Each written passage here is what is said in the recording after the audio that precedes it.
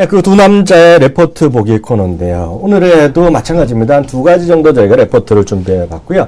그 다음에 이익이라든가요, 목표치, 매출액이라든가 이게 목표치가 올라가거나 내려가는 것 중에서 우리가 좀 꼬치 뽑아서 좀 챙겨봐야 될 거 오늘 얘기해 보도록 하겠습니다. 이승원 대표, 네. 뭐부터 할까요? 제가 오늘 그 시장에 가장 핫한 이슈로 지금 대두가 되고 있는 호텔신라 네. 짚고 넘어갈 수가 없을 것 같습니다. 거기다 오늘 또 이제 동양에서 이익 추정 전망치를 하향하는 그런 내용의 보고서를 내놨거든요. 네. 잠깐 화면을 통해서 한번 살펴보도록 하겠는데요. 네.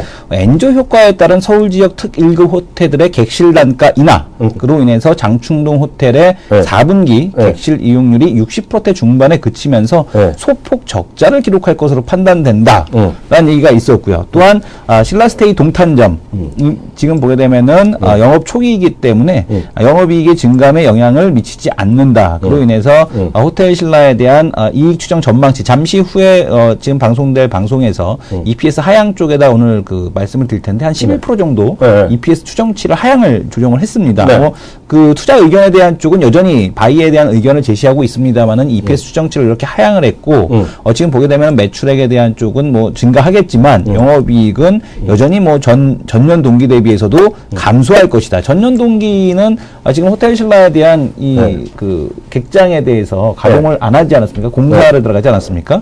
근데 그거에도 불구하고 여전히 이렇게 영업이익을 하향 조정한다라는 얘기가 나왔는데 오늘 뭐 이슈는 있었어요. 창의국제공항 면세점에 대한 화장품, 향수 그쪽 이제 그 사업 부분에 대해서 그 2020년까지죠. 면세점 이제 사용 권한을 획득했다라는 것 때문에 지금 그 주가는 크게 상승하고 있는데 뭐 이 정도 실적이라면은 또 발루에이션에 대한 부담감 생기는 거 아니겠습니까? 어떻게 보십니까? 저한테 물어보신지 모르겠지만은요. 이거 사실 제가 얘기하려고 했는데 이승원 대표가 뺏어서 했잖아요. 순서가요. 왜냐면 내용이 더 중요하니까. 이거부터 풀어주실 내용이 더 중요하니까. 아니, 저는 기본적으로 말씀드릴 수 있는 게, 호텔 신라는 자주 가요. 정말 탐방하러 자주 가는데, 탐방 우리 시청자분들도요, 어렵게 생각하실 필요가 없습니다. 사실, 앞서 잠시 얘기한 그런 내용을 제가 글을 마침 쓰다 왔는데, 다음 주에 머니위크나 온라인에서 할 테니까 제가 나중에 딱 같이 보여드리면 되겠고, 어떤 관점에서 썼는지요.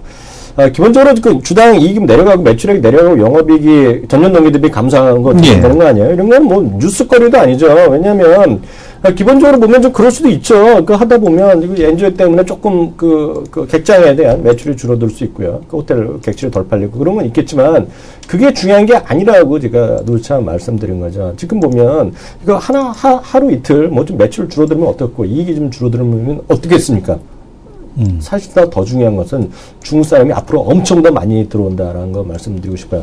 저기 시청자분들 중에서요, 저기 가보셨어요? 호텔 신라라든가 롯데 면세점 요새 가본 적 있어요? 롯데 면세점 가봤고요. 네. 안 그래도 저도, 그 위원님께서 가보라고 그렇게 얘기를 하셔갖고, 지금 제가 다녀왔습니다.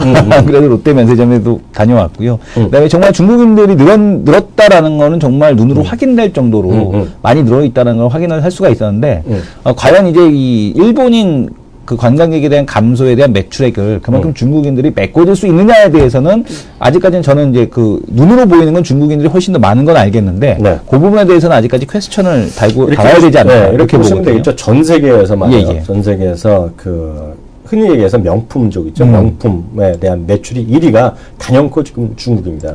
중국이 제일 많고요. 제가 이런 얘기 말씀드린 적이 있는데 우리 시청자 중에서도 응답하라 1994 보신 분 많이 있었을 거예요. 혹시 여기 계신 분 중에서도 응답하라 1994 보신 분 있으면 1번 한번 쳐보세요. 한 번이라도 봤다 하신 분들이요. 어저께 보니까 반응도 썰렁하시더라고요. 근데 누르신 분이 없어. 응답하라 1994 보셨던 분들이요. 별로 반응이 없는데 응답하라 1994에서 1994 우리나라 1994년이 무슨 일이 있었던지 아세요?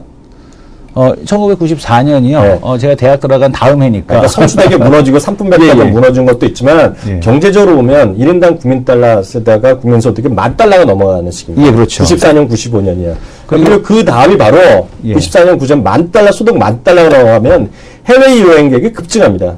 일본도 그랬고요. 우리나라도 그랬어요. 그 다음에 엄청 늘어나는데 지금 중국이란 나라가 1인당 국민소득이 9,500달러, 10,000달러가 올해 넘느냐 안 넘느냐 바로 그런 기로에 서 있는 거예요.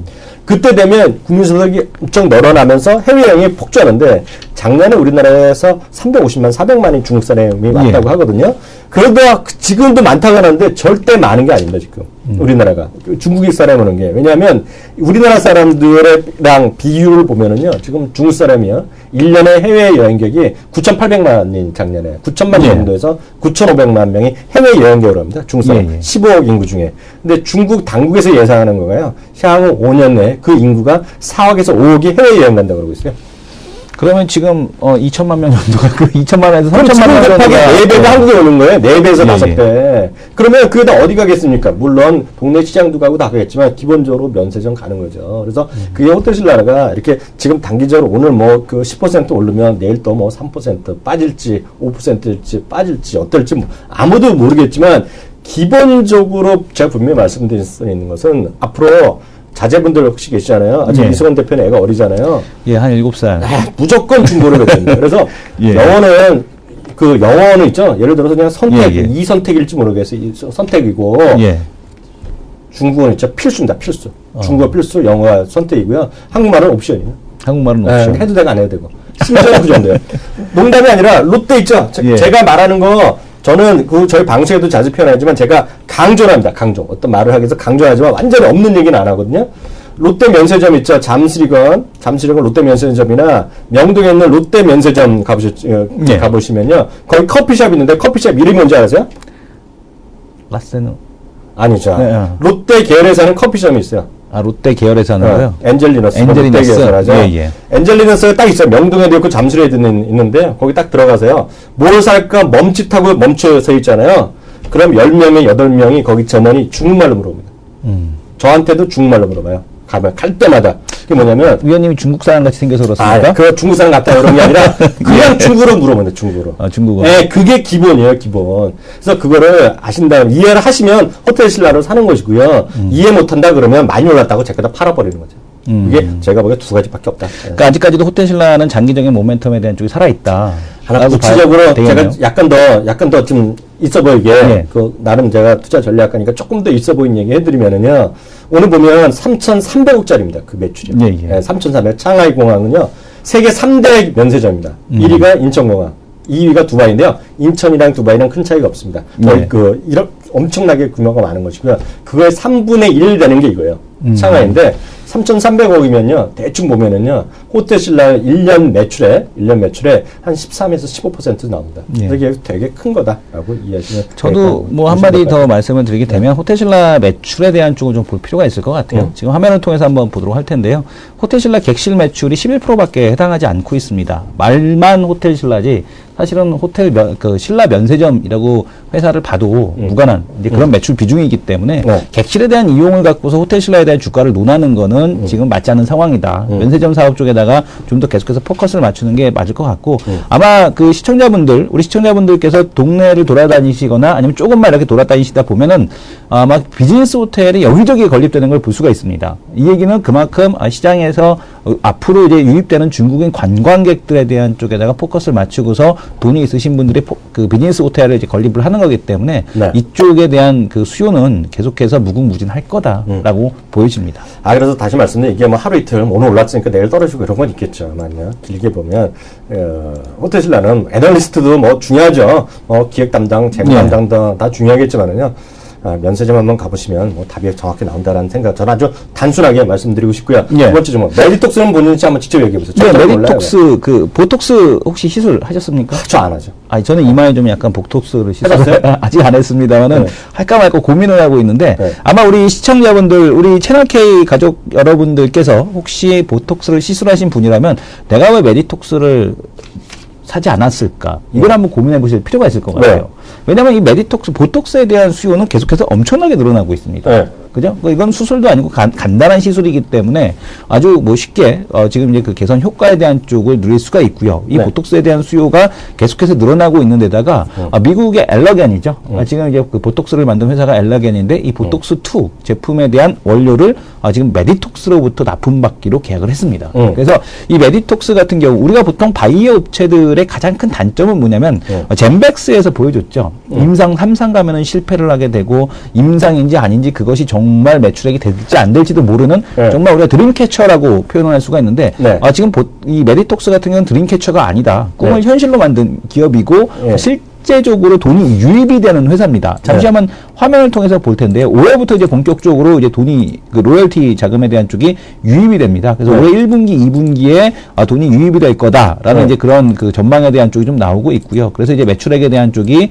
급증을 2013년도에 비해서 뭐 훨씬 더 많이 늘어나는 걸 볼 수가 있는데 이런 로열티 수입에 대한 쪽이 계속해서 뒷받침이 되고 있다. 그리고 또 지금 알라겐사를 통해서 호주, 미국, 유럽 임상 3상에 진입을 하기 때문에 당연히 지금 이 실적에 대한 쪽에 대한 것이 거의 뭐 가시화되어 있는 그런 상황이라고 보셔도 될 것 같습니다. 그래서 아마 제가 지금 이 보고서가 아마 키움증권 전지현 애널리스트가 전지현 애널리스트가 아니죠. 자꾸 저도 전지현이 입에 붙어갖고 지금 김지현 애널리스트가 쓴 건데 제가 이제 예전에 키움증권에 있을 때부터 그 전부터 이제 같이 계셨거든요. 거기서 김지현이야? 예, 김지현입니다. 지현이 이름이 좋은 거네. 예. 근데 이 애널리스트 분은 제가 키움에서 정말 가장 신뢰하는 애널리스트 분이시고요. 그리고 이제 이분 같은 경우는 거의 아마 이 메디톡스에 대해서도 아마 3만 원대부터 계속해서 좋다라고 얘기하신 걸로 알고 있는데 오늘 얼마인데? 이번 목표 주가가 29만 원입니다. 오늘 몇 배가 된 거예요? 10배? 예. 10배가 지금 올라온 거고요. 17만 원 지금 오늘 7%가 오르고 있죠. 오늘 7%가 오르고 있어 가지고 18만 원 근처 17만 8천 원만 이렇게 지금 왔다 갔다 하고 있는데 목표 주가가 29만 원이니까 아직도 올라갈 여력에 대한 쪽은 좀 더 많다라고 본다. 그리고 바이오 업체 중에서 유일하게 지금 뭐 실적에 대한 쪽이 가장 눈앞에 와 있는 그런 기업이라고 보시면 될 것 같습니다. 아, 그래요? 예. 저는 잘 메디톡스 잘 모르고 그런 관심도 없었는데 메디톡스 오늘부터 저도 관심 좀 해놓고 김지현 애널리스트한테 한번 올려봤는데 남자예요, 여자예요? 남자입니다. 김지현 애널리스트. 예. 다시 한번 만나보겠고요. 오늘 EPS 올라가고 내려가는 거 있잖아요. 어떻게 특징적인 게 있어요? 자, 오늘 EPS 상향 특징주를 한번 살펴보도록 할 텐데요. 오늘 EPS 상향 특징주에서 좀 눈에 띄는 것은 두산중공업이 좀 눈에 띄고 있고요. 두산이요? 예. 두산중공업이 좀 눈에 띄고 있고, 지금 위원님께서 그 가장 확실한 모멘텀, 제가 위원님 방송을 통해서 대한항공을 엄청 디스하신 걸로 알고 있거든요. 대한항공이요? 예, MTN 방송에서 엄청나게 디스하시고 있는 걸로 알고 있는데, 이 트레이드 증권에서 대한항공에 대한 지금 올해 실적에 대한 추정치를 흑자 전환으로 바꿨습니다. 뭐라고요? 흑자 전환이요. 흑자 전환? 예, 흑자 전환은 과연 어떻게 적자면서 이게? 예, 적자였는데 흑자에 대한 쪽으로 바꿨다. 근데 이게 여객 부분에 대한 수요는 좀 아쉽다라는 얘기에 대한 내용이 있었습니다. 근데 과연 그렇다면은 위원님께서도 흑자 전환이 가장 좋다라고 어저께 말씀하셨는데 이 대한항공의 그동안에 몇 년 동안 제가 디스하신 걸로 알고 있는데 대한항공에 대한 의견을 바꿀 의사가 있는지 이게 좀 궁금하고 두산중공업 같은 경우도 거의 뭐 그 턴어라운드나 마찬가지거든요. 지금 그 추정치가 워낙 이제 거의 실적이 없었으니까 올해 수주도 증가를 하면서 아마 두산중공업도 같은 삼성 엔지니어링하고 같은 일을 하고 있으니까 실적에 대한 개선 기대감 이런 거 좀 봐도 되지 않겠느냐. 둘 다 턴어라운드 입장에서 어떻게 보십니까? 좀 말을 하는 순간에요. 파라다이스라는 회사예요. 상한가가 들어가네요. 예. 오늘 그 이슈 관심하면 딱 한 자리 차지하고 있는 건데 상한가 들어가는데요. 아까 대한항공 물어보셨는데요. 저는 이 얘기를 들고 싶어요. 저비용 항공사가요. 오늘 이제 뉴스 보니까 아침 뉴스 보니까 한국에서 서울에서 제주 가는 거 있잖아요. 드디어 점유율이 60%를 넘었다고 합니다. 60% 넘었다고 하고 있는데요.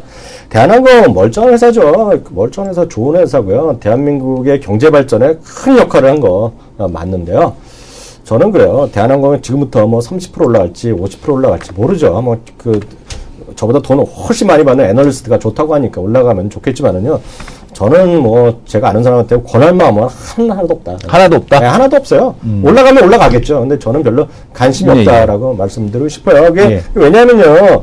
딱 이거 아닙니까? 대한항공 직원이 아닌 이상에 아마 이 손에 또 외국 가는데 비행기를 살려는데 한국에서 일본 가는데 대한항공 국내선 검색하고 들어가요? 아니요, 인터파크 가서 검색합니다. 아무나 싼 거 사는 거 아니에요? 그게 지금 시장의 정설인데 대한항공 흑자라면 뭐 하겠어요? 자기 예전 동생 죽은 동생의 와이프 도와주고 몇천 원씩 돈 쏘고 있잖아요. 모르겠어요. 그게 정말 같은 집안이니까 도와주는 건지 모르겠지만 그게 무슨 모르겠어요. 아직까지는 모르겠습니다만 저는 모르겠어요. 노코멘트고요. 자본주의적 관점에서는 그게 큰 무슨 의미 있는 건지 잘 모르겠습니다. 회사에서는 좋으니까 하겠죠. 사는 걸 잘 말리진 않지만 제 친구가 산다면 턴어라운드로는 보지 않는다. 제 친구가 산다면 말리죠. 그 정도 알겠습니다. 말씀드리도록 하겠습니다. 자, 그리고 하향 특징주 쪽을 좀 살펴보게 되면요. 오늘 그 하향 특징주에서는 오늘 좀 동향에서 좀 나왔는데 보고서 나왔는데 호텔신라를 필두로 해서 GKL 파라다이스에 대한 실적 추정치를 전부 다 하향 조정했습니다. 근데 과연 이 하향 조정에 대한 쪽이 좀 맞는 건지, 과연 그 중국인, 그 일본인 관광객들이 최근에 좀 많이 줄었다. 엔저에 대한 얘기 때문에 네. 이런 부분 때문에 좀 하향 조정을 하는 것 같은데 그것과는 상관없이 주가는 좀 크게 반응을 하고 있다라는 점 주목을 하실 필요가 있을 것 같습니다. 네, 지금까지 이렇게 해서 두 남자의 리포트 바라보기 코너였고요.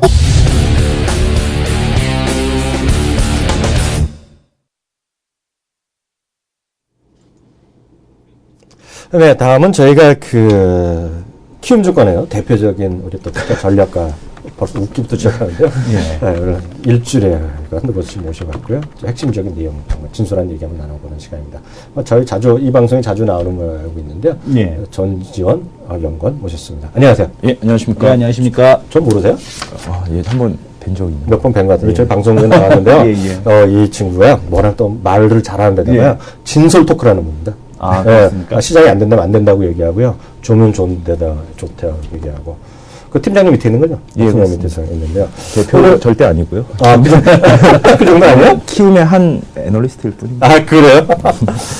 오늘 저희 방송이 저희가 1월부터 시작했는데 첫 번째 시간인데요. 2014년 큰 틀에서 말이에요. 큰 틀에서 키움증권을 바라보는 큰 시장의 틀부터 한번 잠깐 얘기하고 넘어가죠.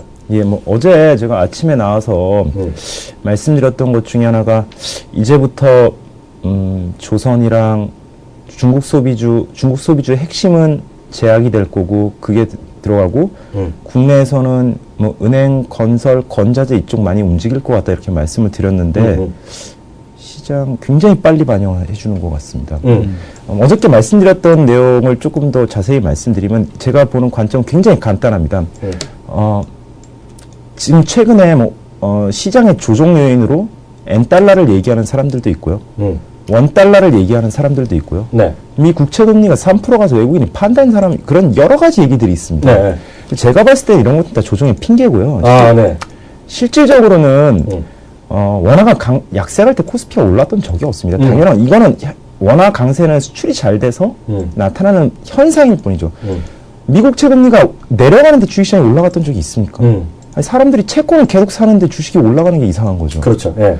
근데 실제적으로 원화가 강세하고 금리가 올라갈 때 주식시장은 올라가게 돼 있는데 최근에 이 조정 요인으로 자꾸 핑계를 작용하는 거는 뭐냐면 미국이 좋아지고는 있는데요. 너무 천천히 좋아져서 우리가 피부로 못 느끼는 겁니다. 네. 그러니까 수출 증가율, 이머징 수출 증가율 보면 못 뜨고 있습니다. 이게 옛날에는 미국이 2005년 정도 보시면 미국이 빨리 좋아져서 네. 이머징은 대체적으로 우리나라 같이 제조업 국가들이죠. 만들어서 파는 나라들인데 지금 미국이 좋아지는 정도는 미국 애들만 좋은 정도거든요. 금융위기 이후에 미국의 경제 구조는 옛날보다 덜 쓰고 안에서 더 만드는 걸로 바뀌었습니다. 네. 그러니까 선진국의 경기 회복의 여파를 못 느끼는 과정에서 코스트가 일드보다 더 빨리 올라가는 거 아니야? 이런 우려가 하나 금리에 작용을 하는 거고요. 네. 수출이 안 뜨는데 환율까지 저러면 안 좋은 거 아니야? 이런 우려가 IT 자동차로 나타난 거로 보시면 될 것 같아요. 그래서 이제 상반기에 제가 생각하기에는 1, 4분기에는 은행, 그 다음에 1, 4분기에서 2, 4분기까지는 중국 소비주, 그리고 핵심은 제약이 될 거다라고 보고 있고요. 연간으로 크게 봤을 때는 조선은 연간으로 다 괜찮을 것 같다. 중소형주가 대형주 이기기 굉장히 힘들 겁니다. 근데 Q가 나오는 애들만 이길 수 있는데요. 그거는 중국에 진출한 자동차 부품 회사들만 가능할 겁니다. 그리고 IT 자동차는 하반기에서 하시면 될 것 같습니다. 이게 조금 더 이제부터 좀 자세히 말씀드리면 상반기에 이제 은행, 건설, 건자재, 그 다음에 분기별로 좀 틀리지만 중국 소비주 이렇게 생각하는 가장 큰 이유는요. 선진국이 굉장히 천천히 좋아진다. 예. 이거를 다 이제 피부로 느끼면 네. 그게 작용이라 그러면 분명히 반작용이 생깁니다. 선진국이 천천히 좋아지면요. 미국이죠. 미국이 천천히 좋아지기 시작하면 여기에 대한 반작용으로 다른 나라들은 분명히 내수 부스팅에 들어갈 수밖에 없습니다. 네. 유럽 같은 경우 보시면 경기가 IFO 지수나 GEW 지수 같은 거 보셔도 올라가고는 있는데 얘네들이 마이너스 금리를 얘기하는 이유는 뭐냐면요. 내수가 2009년보다 유럽이 안 좋습니다. 미국 경기 굉장히 빨리 좋아서 수출 잘 되면 내수 당연히 수출 좋아진다면 내수 좋아지는 거지라고 생각할 수 있는데 미국 경기 너무 천천히 좋아지니까 내수를 부스팅하려고 지금 마이너스 금리 얘기를 하는 거고요. 중국의 핵심은 뭐냐면 이 나라도 지금 이 나라의 문제는 지방 정부 부채랑 그림자 금융인데 그래서 기준금리 인하 이런 거는 안 합니다. 얘네들은. 그럼 계속 건전화 시켜줘야 되는 거예요. 상하이 15금리 같은 경우 잠깐 올라갈 때는 그냥 내버려두고 있습니다. 네. 이 나라는 중국 애들은 뭘 하냐면 도시화를 통해서 네. 소비를 부스팅하는 쪽으로 가고 있거든요. 그래도 중국 소비주가 여기에 반응해 주는 거라 보시면 될 것 같고요. 특히 제약 같은 게 중요하다 말씀드리는 이유 중에 하나가 제약이 3년 동안 중국 제약 시장이 굉장히 빨리 컸습니다. 전 세계 3등까지 올라왔습니다. 근데 네. 작년에 리베이트 때문에 역성장하는 게 발생해서 한미약품 같은 경우가 PR을 40배, 성장 프리미엄 다 반납해서 20배까지 내려왔거든요. 근데 올해 중국 도시화의 핵심은 도시를 중소부에 짓는 것도 중요하지만 네. 도시 내에 민민공들 호적이 없습니다. 얘네들. 이게 어느 정도 심각한 수준이냐면요. 3억 명이 있거든요. 호적이 네. 없는 애들이. 호적 없는 친구들이. 예. 합의 얘기하면 17억이라는 얘기네, 인구가? 지금 공식 발표가 14억 정도 얘기하잖아요. 예, 그 정도, 집계 안 된 것까지 있으니까 모르는 거죠. 그러니까 이제 3억 명이라면 예. 대체 어쩌 17억, 18억으로 가능하다는 예. 얘기 아니야. 예. 계속해 주세요. 3억 명 중에 집 있는 사람이 한 몇 퍼센트 되실 것 같습니까? 저는 안 가봐서 모르죠. 예, 0.7% 있습니다. 0.7%. 네. 사회보장제도에 사각지대에 있다는 거 아니야. 뭐 완전히 없습니다. 그러니까 얘네들을 이제 저번에 3중 전에 보시면 이 호구제 폐지한다 얘기 나오지 않습니까? 네. 이 얘기가 이 농민공을 도시민화 시켜주는 거거든요. 사회보장제도 안으로 들어가면요. 이게 의약품 의약품이 수요가 엄청 많이 됩니다. 왜냐하면 중국 애들이 3년 동안 중국 의약품 시장이 굉장히 빨리 커지고 작년에 리베이트를 조사를 많이 한 이유는 뭐냐면요.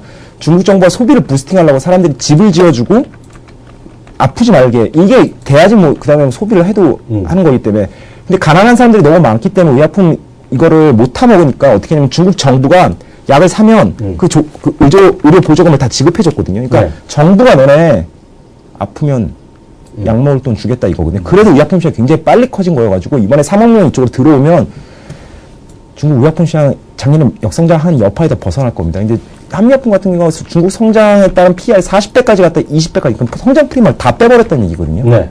당연히 반영하게 돼 있는 거죠. 특히 선진국 소비출이 천천히 되면서 거기에 성장의 기대가 떨어졌으면 어떻게든 성장하는 쪽, 네. 성장이 가능한 쪽, 뭐 이런 쪽이죠. 아, 그러면요. 잠시만요. 아까 얘기 좀 진도로 나가다 보니까 제약주 얘기한 건 저도 이제 충분히 이해가 되는 부분이거든요. 근데 그러면 이제 한미약품 얘기 많이 했는데, 그럼 종목으로 들어가 보죠. 유한양행이 작년 하반기부터 얘기가 많이 나왔잖아요. 예. 증권업, 애널리스트 사이에서 유한양행이 뭐 46년 만에 1위로 올라서고만 얘기 많이 했고요. 이게 약간 뭐 북경한미 그런 거 얘기하는 것 같은데요. 유한양행도 유한 킴벌리 뭐 수출 뭐 300%씩 늘어나 그랬잖아요. 예. 제약업주 탑픽은 어느 거로 보고 있는 거예요? 저는 한미라고 보고 있습니다. 한미약품? 예, 한미랑 뭐 메디톡스 이 정도 두 개 보이는데요. 뭐 메디톡스는 다른 로직이고요. 그냥 중국 스토리로 엮을 수 있는 거는 유통망이 있어야 됩니다. 딴 거 못 갖다 붙입니다. 한미밖에 없습니다. 그리고 한미가 PR 40배까지 받을 수 있는 받았던 이유 중에 하나는요. 네. 유한양행 우리나라에서 1등하고 2등하고 그런 것보다 성장 가능 폭이 큰 거. 그러니까 오리온이 중국에서 40배 받는 것도 중국에 진출했기 때문에 40배를 받을 수 있는 거고요. 중국에 진출한 것 중에 제일 중요한 건 유통망입니다. 왜냐하면 유통망이 깔려있지 않으면 한번 들어갔다 지속 가능성이 없어서 PR을 높게 받을 수가 없습니다. 북경한미가 있으니까 한미는 받을 수 있는 거죠. 그래서 그렇고 뭐 이게 중국은 그런 형태로 나타나는 거고요. 네. 거기에 중국 관련주 몇 개 이제 다닐 겁니다. 그리고 특히 이게 시작된 이유를 보시면 제가 중국 도시화 때문에 이런 게 나타난다고 말씀드린 이유가 뭐냐면 최근에 구리 가격이 올라가고 있습니다. 올라가 있습니까? 중국 도시화 걸고 그러니까 구리 수요가 늘어나요. 그러면서 얘네들이 중국 소비주가 움직이는 거거든요. 그래서 구리가를 잘 보셔야 됩니다. 한 가지 더 여쭤볼게요. 오늘 제약주 얘기에 충분히 들었고요. 저도 이제 공감하는 바니까요. 저도 이제 머릿속에 싹 돌았는데 올해 들어서 말이에요. 또 중국 때문에 뭐 작년 말에 좋아진다 했던 건데 훅 빠지는 것이 화학주가 훅 빠지고 있잖아요. 요새. 롯데 이런 애들 많이 빠지고 있잖아요. 화학주는 왜 이렇게 안 좋은 거예요? 요새? 화학주가 작년부터 언제 올랐냐면 딱 3, 4분기 초부터 올랐습니다. 로직은 굉장히 간단했습니다. 중국 GDP가 2, 4분기에 7.5 찍고 3, 4분기 7.8 올라옵니다. 중국 화학은 철강이랑 다른 거랑 틀리게 공급강이 그렇게 심하지 않습니다. 근데 굉장히 간단하게 보시면요, 화학은요. 중국 경기에 배팅하는 거랑 똑같습니다. GDP가 늘어나는 거, 줄어드는 거. 딱 거기에 배팅하는 건데 올해 중국 정부가 미국은 경제구조 금융위기 이후에 옛날보다 덜 쓰고 더 만드는 걸로 바뀌었는데 중국은 옛날보다 더 쓰고 덜 만드는 걸로 바뀌었습니다. 그래가지고 중간재 수요가 옛날에는 10에도 성장했다 8로 떨어졌는데 올해 한 몇 성장할까? 한 7.5다. 그러면 그냥 경기의 소사이클 있지 않습니까? 그냥 거기에 따라다니는 거라고 보시면 될 것 같습니다. 그 올해 중국에서 그 경제 성장률 목표치가 7%로 낮아진다. 그런 거에 대한 그런 거를 좀 때문에 화학주는 긍정적으로 보긴 좀 어렵겠네요. 조그만 사이클 안에서 계속 움직일 겁니다. 조그만 사이클 안에서 움직인다. 제가 봤을 때 화학주 2, 4분기에서 하면 될 것 같거든요. 2, 4분기. 예. 왜냐하면 중국 정부가 도시화 걸면서 경기 부스팅 조금씩 해서 소비가 조금씩 일어나면 그 소비에 따라서 리스타킹이 2, 4분기에 들어올 겁니다. 그런 한 2, 4분기 정도 하면 가장 그 구간이 매력적인 것 같고요. 1, 3, 4분기에는 다른 주식이 많으니까 1분기에는 아까 말씀드렸던 이게 중국은 그런 식으로 내수 부스팅 하는데 우리나라는 재정으로 못 씁니다. 재정 공기업 요새 구조적으로 하는 거 보듯이 이게 정부 부채가 있어가지고 네. 우리나라는 기준금리 인하하고 부동산 부스팅으로 거는 겁니다. 그래서 이 건자재, 건설, 은행 뭐 이런 쪽으로 계속 반영이 되고 있는 거라고 보시면 될 것 같고요. 네. 마지막으로 스타일별로 보시면 그냥 재무제표, 영문에서도 기업 재무제표 같은 거 볼 수 있으니까요. 하나 유념해 두실 스타일 중에 뭐 하나가 있냐면 연간으로 재무제표를 보셨을 때 2012년 대비 작년 2013년이 확실히 이익이 턴어라운드 한 해들이 있습니다. 분기별 플럭테이션도 실적이 별로 크지가 않습니다. 그럼 안정적으로 턴어라운드 한 건데 PR이 굉장히 낮은 애들이 있습니다. 이런 애들 보시면 꼭 딴 쪽에 보면 부채 비율이 높습니다. 그렇죠. 왜냐하면 당연히 PR이라는 것도 3배라고 하면 3년 기다리면 된다는 얘기인데 이 부채 비율이 높으면 못 기다린다는 얘기거든요. 그렇죠. 네. 근데 지금 신용시장이 굉장히 엉망진창입니다. 네. 그래서 기준금리 인하할 가능성이 높은 거거든요. 그래가지고 시중 할인율 BB 등급에 있는 금리나 이런 것들 CD, CP 이런 게 좀 떨어지면요. 분명히 이 경제 전반의 디폴트 리스크가 조금씩 떨어지면 이 낮은 PER의 주목 분명히 할 겁니다. 작년 1, 4분기에도 이런 일이 정권 바뀌면서 내수 부스팅 한다니까 일어났었거든요. 물론 거기 있는 종목들이 좀 작기는 합니다. 근데 그런 것들이 나면 작기 때문에 그걸 사시기보다는 좀 대형주를 추천해 드리니까요. 그러면 은행 쪽에다 싸고 지방은행 중에 뭐 JB금융 뭐 이런 것들 BS라는 게 상장돼 있나? 예. 상장돼 있어요. 그런 쪽들도 관심 가져보시는 게 좋고요. 그러면 금리는 키움증권에서는 지금 내일 금통위 인하 가능성 얼마로 보십니까? 솔직하게 말씀드리면 저는 좀 인하한다는 가능성이 높게 베팅하고 있는데요. 인하 가능성이 높게. 그 김윤수 총재가 좀 좌측 깜빡이 넣고 오른쪽으로 가고 오른쪽 깜빡이 넣고 좌측 가고 그런 적이 많아서 내 색깔에 넥타이 매냐가 또 중요할 거 아니에요. 아침에도. 그냥 되게 편안하게 얘기 말씀드리자면 1, 4분기 정도. 1, 4분기 안에 가능하다. 예. 이게 그래서 이게 주식시장이 더 빠지지는 않을 것 같은 게요. 지금 아시아 경제 보시면 우리나라랑 대만이랑 일본 빼놓고는 다 금리를 올리는 추세입니다. 그럼 기본적으로 하반기에 경기 사이클이 더 내려간다는 얘기거든요. 그렇죠. 네. 우리나라는 상저하고 있을 겁니다. 이걸 주식시장이 그냥 반영해주고 있는 거라고 보시면 될 것 같고요. 이게 성장에 대한 기대가 지금 내수 쪽으로 말씀을 드렸는데 배는 그러면 도대체 이거 어디 성장이냐. 지금 성장에 대한 기대가 떨어져가지고요. 내수 쪽에서 성장에 대한 기대가 올라오든지 아니면 크게 봤을 때 턴어라운드에 성공하고 있는 애들 결국 그쪽에 성장이 나올 거다. 그래서 이게 반도체랑 배로 들어가는 거거든요. 다음에 혹시 시간 되면 하반기에 왜 뭐 IT 자동차 극도의 비관론에 있는데 좋아하는 사람 한 사람도 없는데 저는 하반기에 IT 자동차 굉장히 좀 좋게 보는 편이거든요. 그 부분에 대해서 다음에 그러면 오늘 일단은 정리를 좀 해주셔야 되는 게 제약주에서 한미 약품 일단은 제가 딱 들으니까 얘기가 저 한미 약품이신 것 같아요. 제가 탑핑인데 죄송한데요. 수첩 바꾼 거예요 지금? 그게 아니라 제가 부담스러운 게 제가 이제 뭐 이코노미스트고 스트래티지스트인데 걔는 섹터 애널리스트가 아니기 때문에 생각해보니까 제가 종류에 언급했는데 이게 사실은 이러면 안 되거든요. 제가. 그럼 좀 워낙 이게 그쪽에 물건 종목이 한 개밖에 없어서 그냥 얘기했지만 제가 왜냐면 엄연히 섹터 애널리스트 분이 계시고 제가 알면 뭐 얼만큼 알겠습니까? 근데 이것도 겸손까지는 친구는 이 친구 같아요. 생각해보니까 그냥 뭐 중국 관련 제약주 앞으로 그렇게 말씀드리고 왜냐면 제가 그럼 얘기하는 게 없는 거로 얘기하면 되죠 뭐. 그냥 다 얘기해놓고 일단 기본적인 전략은 상저하고에다가 베팅을 해라. 그러니까 간단하게 보시면 상반기에는 큰 턴어라운드, 그 다음에 중국 도시화, 우리나라 내수 부스팅 그쪽으로 계속 종목을 가져가시는 게 훨씬 유리하고 시장이 이미 시작했습니다. 보면 이 친구가요. 그래서 전영건이 겸손까지 있어. 논리는 상대적으로 겸손을 보고 킴유권의 리서치에도 뽑는 거야. 그렇습니까? 근데 말을 해놓고 나서 뒷감당이 잘 안 되는 모양인데, 왜냐면 당연하죠. 왜냐면 저도 투자 전략팀에 오래 있었고, 종목을 하다 보면 딱 종목 애널리스트가, 섹터 애널리스트가 할 일이 있고, 본인이 할 수 있으면 그런 얘기 한 것 같고요. 아마 참고만 하시면 되겠죠. 뭐 주식을 어떻게 알겠습니까? 다만 이제 얘기하는 건 한미약품이 작년에 많이 이제 증자 때문에 많이 빠졌는데, 북경한미라는 거가 이제 그 법인이 그나마 제가 알기에는 제약회사 제일 먼저 북경에 중국 쪽의 비즈니스를 많이 했기 때문에 그런 관점에서 그냥 일반론적으로 얘기해 주셨다. 그러면 다음 시간에는 한번 이거 부탁드려도 될까요? 섹터 애널리스트 분들하고 잘 이렇게 커뮤니케이션 하셔갖고 업종별 타픽 받아보면 되지 뭐. 예, 업종별 타픽 종목들을 한번 받아주십시오. 아니 가서 물어보면 되지. 예. 타픽을 아니 뭐 건설이면 건설 타픽은 이거다. 뭐 GS건설이다, 삼성엔지니어링이다. 뭐 타픽을 하나 또 집어주셔야죠. 네, 매일 저희 섹터 애널리스트 분들이 아침에 나오시지 않습니까? 예. 그때 아침에 나오는 거 중요하잖아요. 예. 이 시간에 나와야지 그 대박이 나는 거죠. 아침에 나오는 거는요 저한테 관심이 없어요. 이 시간에 나오시는 거는요. 지금 우리 채널 K만 쏘아지는 게 아니고 지금 팟빵을 통해서도 우리가 또 쓰고 있거든요. 그러니까 또 다를 겁니다. 아는 것만 얘기해야 돼요. 대단한 친구입니다. 하여튼요, 오늘 또 이렇게 해서 첫 번째 시간을 화려하게 또 얘기해 주고, 다음번에는 IT나 자동차 얘기해 주신다고 했으니까 다음 시간을 또 기대해 보도록 하겠습니다. 오늘 전 연구원님 수고 많이 하셨습니다. 감사합니다.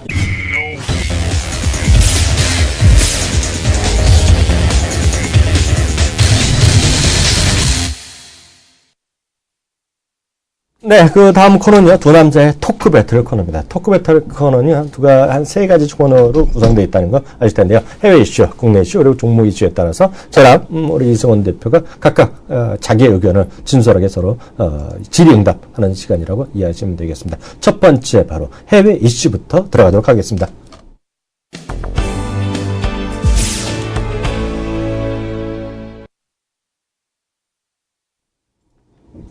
네, 그 첫 번째는요, 오늘 해외 이슈는요, 오늘 SK하이닉스도요, 39,000원, 39,100원까지 갔다는데요, 그 기폭제가 된 것은 역시 마이크론 테크놀로지가, 실적이 좋게 나오면서요, 정규장에서도 5% 이상 올라가고요. 시간에서도 7% 이상 올라가는 것도 제가 봤는데요. 그런 것 때문이 아닌가 싶습니다. 마이크론 테크놀로지부터 얘기 한번 풀어볼까요? 예, 오늘 그 삼성전자가 실적이 안 좋게 나왔었죠. 네. 근데 이제 자세한 이제 실적에 대한 섹터별 실적에 대한 쪽은 안 나왔었는데 반도체 쪽은 아무래도 2조 이상에 대한 영업이익이 충분히 창출이 가능하지 않았을까라고 보고 있습니다. 근데 아마 2조 이상이 될 가능성에 대한 쪽도 상당히 높아 보이고 만약에 지금 마이크론 테크놀로지의 일회성 지금 그 비용을 제외한 순이익이 얼마입니까?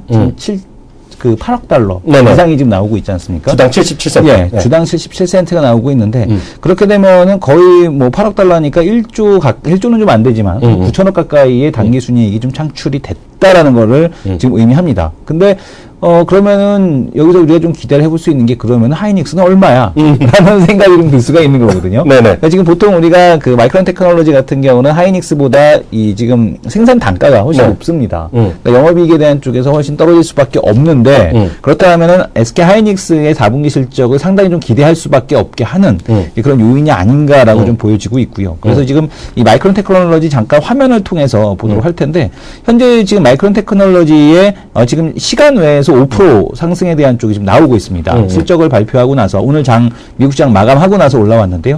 지금 5% 정도 주가에 대한 상승이 나타나고 있고 지금 마켓밸류가 23억 달러죠. 네. 230억 달러죠. 230억 달러면은 우리나라 돈으로 한 24조, 5조 네. 왔다 갔다 한다는 얘기인데 네. 오늘 제가 지난 시간에 말씀을 드릴 때 SK 하이닉스에 대한 시가총액이 27조였는데 아마 좀 오늘 올라서 SK 하이닉스 시가총액이 얼마입니까? SK 하이닉스가 지금 27조 5천억 달러래요.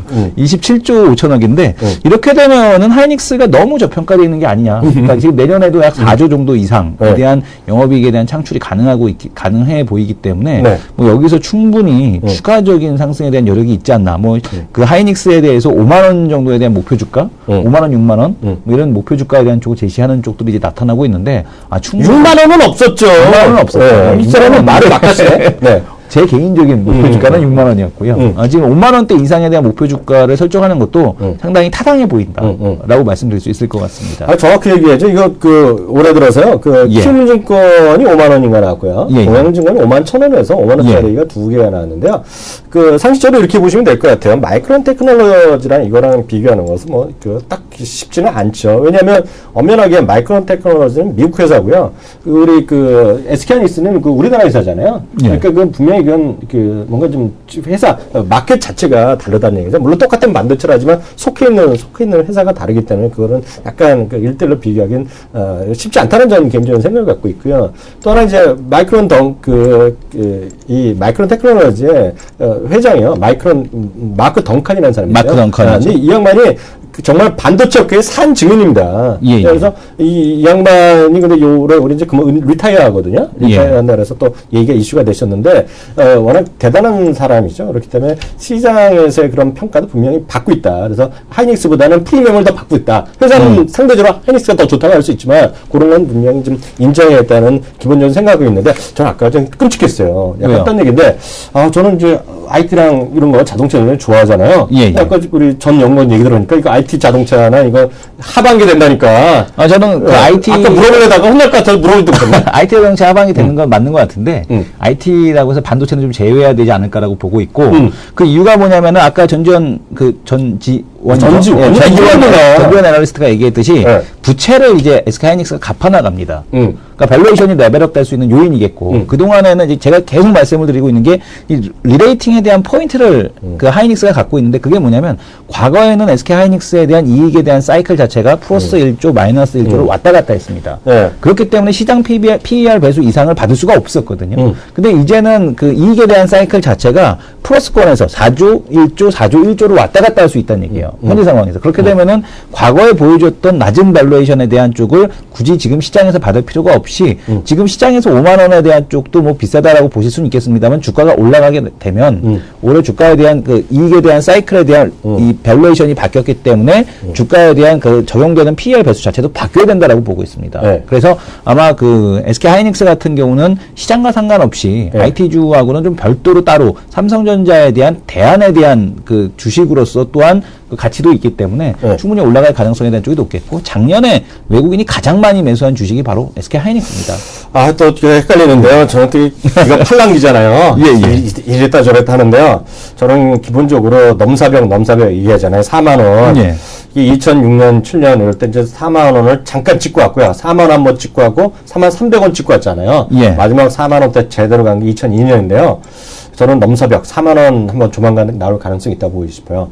저는 단순하게 우리 시청자분들 이해하시면 좋을 것 같습니다. 삼성전자가 훨씬 좋은 회사죠. 훨씬 좋은 회사. 우리 시청자분 뻔한 거 아닙니까? 시청자분들 자식이나 시청자분들 동생이나 이런 분들이 너 삼성전자 들어갈래? SK하이닉스 취직할래? 그러면요. 무조건 삼성전자 한다 그러죠. 저라도 마찬가지. 저희 애가 삼성전자 하이닉스 고민하면 물어볼 필요도 없죠. 삼성전자 가는데요. 문제는 수익 주가라는 건요. 모멘텀이거든요. 더 좋아지냐 아니면 좋더라도 약간 떨어지냐는 것인데요. 이거죠. 삼성전자의 주가는 1분기, 2분기의 실적은 반도체에 달려있다는 생각을 좀 갖고 있어요. 아주 단순하게 특히 모바일 드램만 보면은요. 전 세계 올해요. 크게 보면 반도체 업계 특히 그 메모리 쪽의 반도체 쪽에서는요. 신증설에 플러스 효과가 없어요. 올해. 플러스 조금씩 늘어나는 거 있지만 크게 플러스 효과가 없어요. 내년에는 조금 있는지 모르겠지만 올해는 없어요. 근데 수요는 계속 올해도 5%, 7%, 10% 계속 늘어나거든요. 그 왜냐면 스마트폰은 더 많이 팔리고 태블릿 PC 더 많이 팔리고 이거 어떻게 하겠습니까? 메모리 없이 들어갈 수 없잖아요. 모바일 드램 없이 스마트폰 2기가, 3기가 들어갈 수가 없잖아요. 그러니까 좋다는 거죠. 그래서 아주 단순하게 해석하시면 된다는 생각 갖고 있고요. 그 다음에 목표 주가 정하는 것은 애널리스트들이 돈 많이 받고 월급 많이 받고 이런 친구들이 열심히 계산해서 PR이 몇 배냐, 아이폰 테크놀로지 몇 배냐 하면 따지면 되죠. 기본적으로 지금 두 회사 중에 어느 회사가 지금보다 더 좋아지냐 그러면 작년부터 똑같은 말씀 드리지만 SK하이닉스가 좀 더 빠르다. 그래서 올해도 마찬가지입니다. 지금 가격 대비 연중 고점으로 보면요. 연중 고점 보면 삼성전자의 고점이 어느 정도 나올지 모르겠지만 퍼센트로 보더라도 지금 연중 고점 기준입니다. 연말이 아니라 연중 고점. 오늘 가격 대비 저는 여전히 SK하이닉스가 좀 더 높다는 생각을 여전히 갖고 있다는 정도 말씀드리도록 하겠습니다. 물론 뭐 많이 올랐을까 뭐 내일부터 뭐 10% 빠질지 모르지만 기본적으로 제 판단은 그렇다는 말씀드리겠고요. 앞서 우리 금리 인하는 그 잠깐 얘기를 했으니까요. 넘어가도록 하고요. 오늘 바로 종목 이슈로 들어갔으면 하겠습니다. 종목 이슈부터 들어가겠습니다.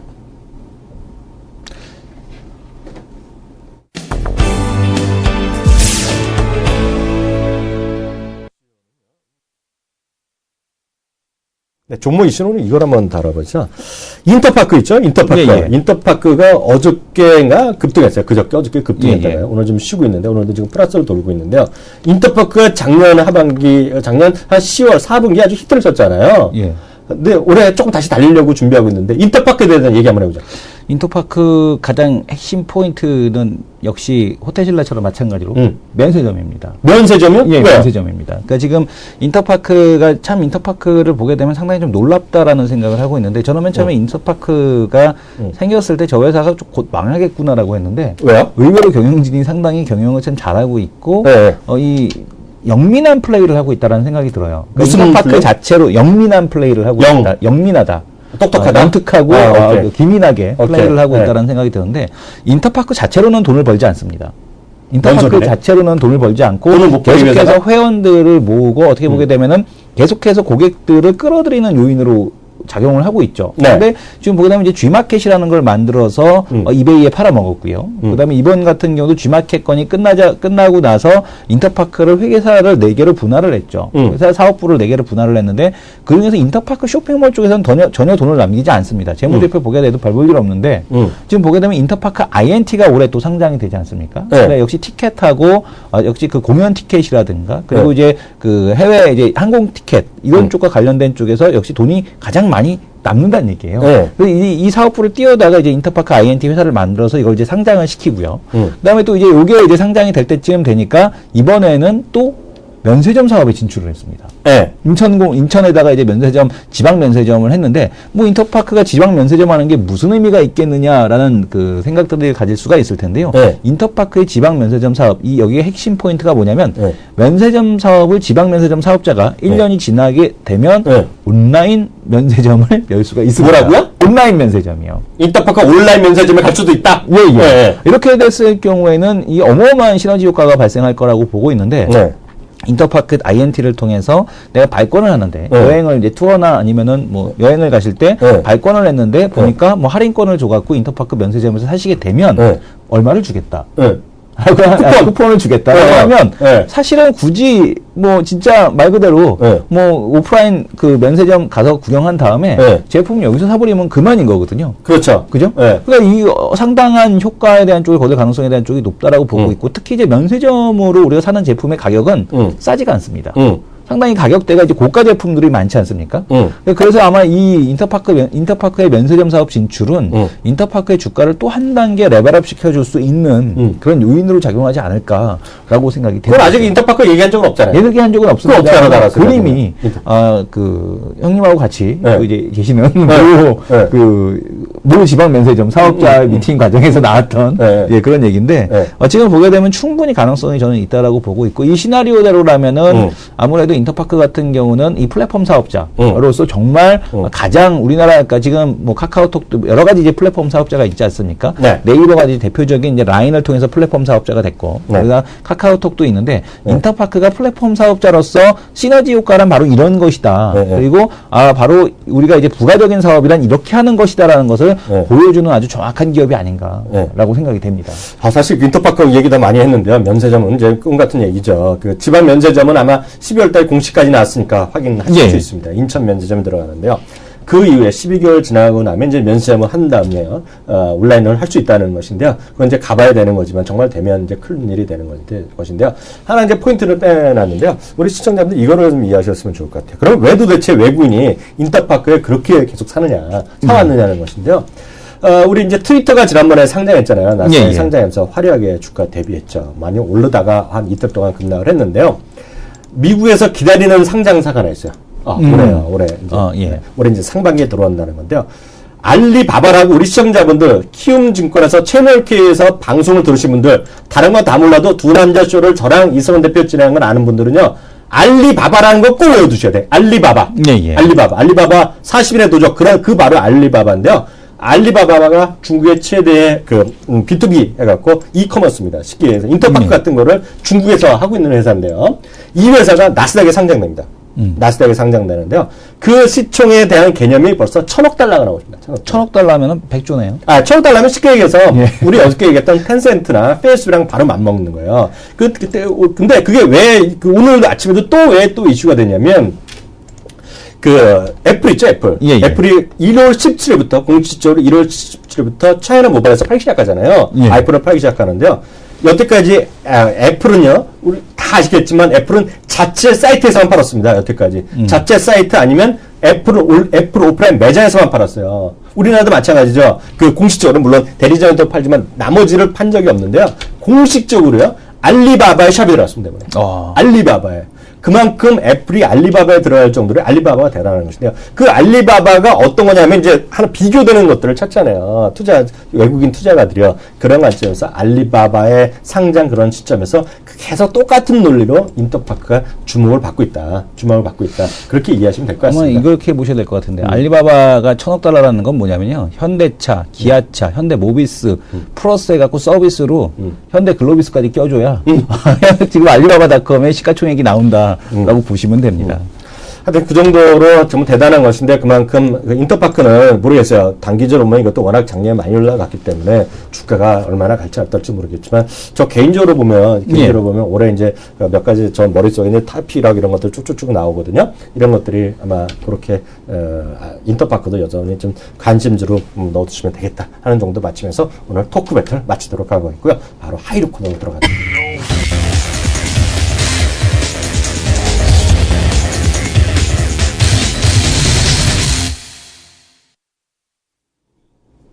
예, 두 남자 하이로 코너입니다. 하이로 코너가 4번을 했는데요. 2대2예요. 예. 어저께 제가 이길 줄 알았는데요. 어저께도 졌어요. 살짝 졌어요. 이길 때는 확실하게 이기고 제가 질 때는 약간 아쉽게 지는데요. 오늘은 저부터 한번 잡아보겠습니다. 오늘 지금 1,956포인트, 반올리면서 1,957포인트로 하는데요. 저는 오늘 과감하게 업 한번 불러보겠습니다. 위로 한번 보겠습니다. 하이로 보고 가겠습니다. 하이. 저도 하이인데. 하이요? 예, 저도 하이입니다. 예. 포인트 한번 찍어보세요, 그럼. 1900 조금 더 쓰겠습니다. 1959. 59? 59. 저는 1959 이하로 가겠습니다. 1959 이하? 예. 불만 없죠? 불만 있습니다. 아래로 갈래요? 1959 이하? 1959 이하. 이하? 예. 이거는 1959 이하. 그러면 전 1900 할 수 없이. 그럼 조금 더 세밀하게 1958 기준. 아니. 1958? 58 기준. 1958 이하 이상. 누가? 저 이상? 예. 그럼 1958 이하로 가겠습니다. 예. 1958로 가겠는데, 저 이어 나름 말씀드리겠습니다. 저는, 시장이 조금 안정을 찾고 있다는 생각을 갖고 있습니다. 물론 여전히 불안불안하죠. 현대차라든가 삼성전자가 아직까지 방향성을 아직 잘 못 잡고 있는데요. 그래도 크게 봐서는 외국인의 매매가 좀쯤 안정되지 않았을까라는 생각을 갖고 있습니다. 그렇지만 크게 올라가기에는 지금 오늘 시장, 1시간 남은 시간에는 그렇게 크진 않아 보입니다. 나름 몇몇 종목별로는 괜찮은 게 보이지만 확산력이 약하기 때문에 아주 많이 올라가기보단 조금 가지 않겠냐. 이 정도 생각이 드네요. 저는 일단 해외 시장에 대한 쪽을 반영하지 좀 못했다라고 보고 있고요. 지금 추가적인 해외 시장 상승분에 대한 쪽을 어느 정도 좀 반영을 해야 될 거기 때문에 어제 같은 경우는 좀 미리 선반영을 했다라는 것 때문에 종가 막판에 좀 밀리는 모습이었다면 반면에 오늘 같은 경우는 이거를 반영하지 못했기 때문에 또 종가에 매수를 들어오는 그런 흐름이 되지 않을까라 해서 조금 더 보고 있고 아직까지도 뭐 기술적인 반등에 대한 쪽으로 여전히 좀 보고 있다라는 말씀을 드리겠고 채권 시장에서도 외국인들 매매 상당히 혼란스럽습니다. 지금 금리 인하에 대한 골드만삭스 보고서를 두고서 지금 외국인들 포지션이 막 만계약씩 왔다 갔다 하고 있고요. 선물 시장에서도 개장 이후 연초 개장 이후에 2만 계약 이상 3만 계약 가까이 이제 매도하고 나서 지금 그 포지션 변경 정도로만 보고 있는데 그러고 나서 뭐 아직까지 선물 시장에서도 큰 변화에 대한 쪽 아직까지 보여주지 않고 있고 그리고 또 현물 쪽에서 좀 안정은 됐습니다만은 여전히 뭐 지금 환율 시장에서도 제한적인 모습으로 보고 있기 때문에 그 기술적 반등으로 보고 있습니다만 단기적으로는 약간 좀 반등 쪽에다 베팅하는 게 무리는 없어 보인다라고 말씀을 드리겠습니다. 네, 그 결론 한번 다시 주겠습니다. 1958포인트를 기준으로 위로 가면 이승원 대표, 아래로 가면 저가 이기는 걸 하겠고요. 그만큼 시장에서 아주 큰 폭이 올라기보다는 약간 그나마 조금 안정돼 있지만 그렇게 폭이 그렇게 크지 않을 것 같다라는 정도로 이해하시면 좋을 것 같습니다. 물론 오늘도 저희 의견은 틀려갔고요. 한 10포인트 올라가면서 쭉 올라가면서 올라갔으면 좋겠다는 생각 여전히 변화 없다 이렇게 말씀드리겠고요. 어떤 분이 캡틴 세븐이라는 분이 지금 막 올리셨는데요. 두 분 나오는 팟캐스트 전부 정중했다는데 이분이 약간 거짓말했어요. 왜요? 두 분 나오는 팟캐스트가 지금 100개가 넘는데 언제 나왔어요? 이거 100개는 어떻게 되겠어요? 보셨어요? 아니, 이제 거짓말 아닐지도 모르죠. 왜냐면 작년부터 보셨으면, 예. 들으셨으면 정주행하실 수도 있는데요. 나중에 한번 이벤트 한번 해야 되겠는데. 정말 다 봤네. 예. 퀴즈 내고 이벤트 하는 걸로. 퀴즈 내고. 예. 다시 한번 정리드리겠습니다. 팟캐스트는요, 유튜브에서 두 남자 쇼로 검색하셔도 되겠고요. 팟캐스트, 우리 시청자분들 아시는 팟캐스트에 아무데나 들어가셔갖고요. 팟빵이 됐건 어디 됐건 두 남자 쇼로 검색하면, 저희 방송이 납니다. 저희 나오는 거가. 어저께는 조금 늦게 올렸어요. 여기 시스템이 잘 안 좋아갖고요. 근데 저희가 목표는 5시 반, 6시 이전에 저희가 올리려고 노력을 하고 있거든요. 그리고요. 다시 한번 말씀드립니다. 미리미리 종목에 대한 궁금점, 그거보다는 전반적으로 어떤 거를 좀 저희 방송에서 다뤄주면 좋겠냐는, 질의하실 거 있으시면요. 공식적으로요. 팟빵 게시판에 올려주세요. 팟빵. 저희가 쓰는, 딱 한 장 또 있고요. 거기, 두 남자 쇼를 아예 채널을 만들었으니까 두 남자 쇼에 저희가 게시판에 올려주시면 저희가 100% 장담할 수는 없지만요. 그나마 다행이요. 아직까지 많은 분들이 올리지 않고 있어요. 예. 웬만한 초기에 올려주시면 웬만큼 저희가 다뤄드릴 자신 있습니다.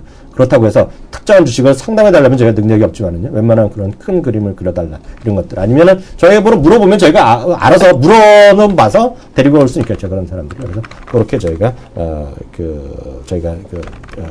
해답을 드리도록 하겠다는 거 말씀드리겠고요. 다시 말씀하면, 저희가 다 6시 전에, 퇴근하신 분들 전에 지하철이나 이렇게 버스나 이런 데서 들으실 수 있도록 저희가, 저기, 키움증권 채널 KTV랑 저희가 상의해서 빠른 속도로 올려드리도록 하니까요. 여기 팟빵 화면 보이는데 거기서 올려주시면 되겠다 하시면 좋을 것 같습니다. 오늘 지금까지 해서 두 남자 쇼나 5번째 시간을 마치도록 하겠습니다.